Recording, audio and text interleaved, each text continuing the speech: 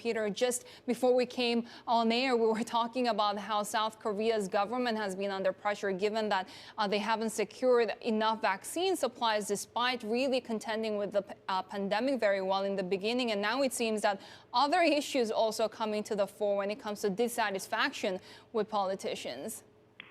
Yeah, I mean, the pandemic, the way they've handled the vaccination is clearly one of the major public outrages, but another one that's actually having a huge impact on the elections and perhaps the direction of the current president's agenda is the by-elections tomorrow, when the two largest South Korean cities are picking their mayors, and this anger over soaring home prices, particularly the unaffordability of them, is going to be a huge factor tomorrow, and the polls already indicate that the opposition leader, the candidate for the Seoul mayor, is in a huge lead against the President Moon Jae-in's party's candidate.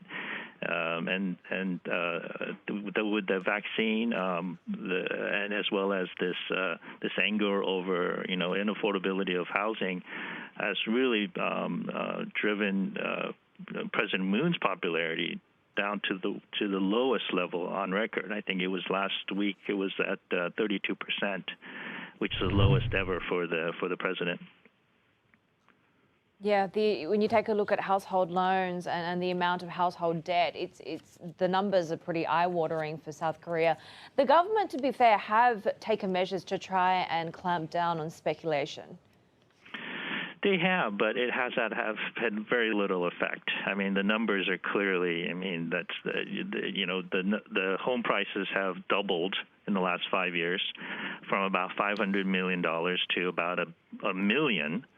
I'm sorry, 500,000 to about 1 million, while the average wage has only gone up about 20%, and the average wage is only $36,000. So how do normal people afford $1 million home? And that's been fueling the public anger. And all these measures that the current administration has taken hasn't basically stemmed the speculation and the rising home prices. Is that because they don't have any alternative assets to invest in? Because, Peter, I mean, I lived in Seoul over a decade ago, and this was an issue back then as well. Yeah, I mean, again, because of the low interest rate environment and very other options for investment, buying and investing in a home is still probably the best vehicle, particularly for retirees or people who are looking to retire.